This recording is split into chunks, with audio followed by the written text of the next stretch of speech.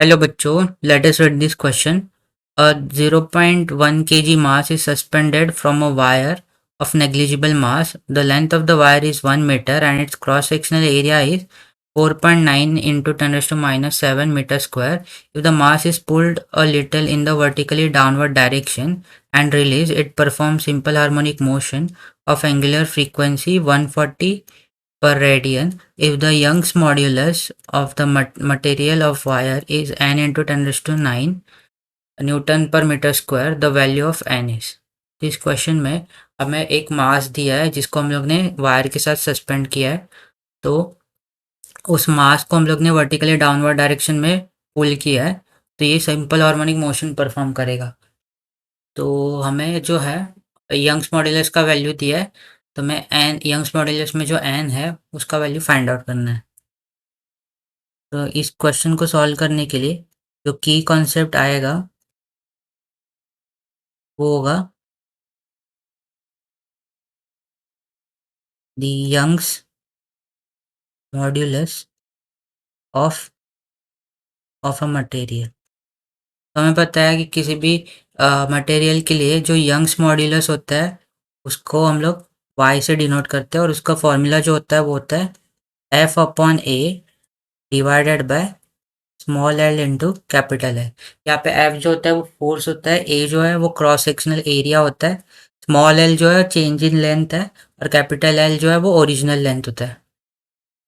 तो अगर हम लोग क्वेश्चन पे आए, तो हमें क्वेश्चन में दिया है कि ये जो जब मास को हम लोग डाउनवर्ड डायरेक्शन में पुल करते हैं वो सिंपल हार्मोनिक मोशन परफॉर्म करता है, और हमें एंगुलर फ्रीक्वेंसी दिया है। तो हमें पता है कि सिंपल हार्मोनिक मोशन के लिए एंगुलर फ्रीक्वेंसी जो होता है वो रूट ऑफ के बाय एम के इक्वल होता है, और सिंपल हार्मोनिक मोशन के लिए फोर्स जो होता है वो के इंटू एक्स के इक्वल होता है। तो हमें अभी यहाँ पे यंग्स मॉड्यूलस गिवन है। यंग्स मॉड्यूलस का वैल्यू क्या है? F upon A divided by small L into capital L. यहाँ से अगर हम लोग फोर्स का वैल्यू निकालें तो फोर्स हो जाएगा y into A divided by capital L into small L.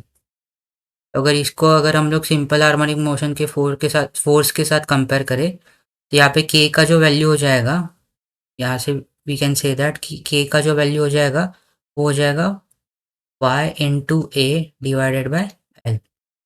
So therefore हम कह सकते हैं कि ओमेगा का जो वैल्यू हो जाएगा k अपॉन एम, और k का वैल्यू हमें अभी मिला y a upon M L. तो अगर इसको स्क्वायर करें तो हमें मिलेगा omega square equals to Y A divided by M into L. तो हमारे पास अभी सारी वैल्यूज प्रेजेंट है, तो यहाँ से हमें मिल जाएगा ओमेगा स्क्वायर। ओमेगा का वैल्यू जो है वो हमें दिया हुआ है 140, तो ये हो जाएगा 140 इंटू 140 इक्वल्स टू वाई का वैल्यू जो है वो हमें दिया है एन इंटू 10⁻⁹, और एरिया जो है वो 4.9 इंटू 10⁻⁻7 दिया हुआ है, डिवाइडेड बाय मास हमें 0.1 kg दिया है, और लेंथ जो है वो 1 दिया है। तो यहाँ से अगर इसको हम लोग कैलकुलेट करें तो ये हो जाएगा n इक्वल्स टू आएगा 140 इंटू 140 डिवाइडेड बाय, तो ये 10⁻⁹ और ये 10⁻⁻7 इसको मल्टीप्लाई कर देंगे तो यहाँ पे आएगा 10⁻², अपॉन में 0.1 प्रेजेंट है तो ये हो जाएगा 10⁻3। 10⁻3 इंटू 4.9 हो जाएगा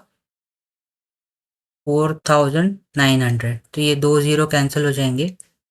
अभी ये 14 को 7 से डिवाइड करें तो 7 2 जा और 7 7 जा, फिर ये 7 को इस 14 से डिवाइड करें तो ये हो जाएगा 2 जा। तो n का जो वैल्यू आएगा वो आएगा 2 इंटू 2, जो कि आएगा 4।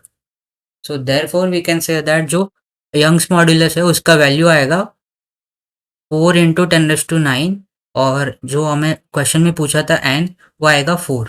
तो अगर हम लोग ऑप्शन देखें तो ऑप्शन के अकॉर्डिंग ऑप्शन सी जो है वो हमारा राइट आंसर हो जाएगा। So I hope you have understood it well and best of luck.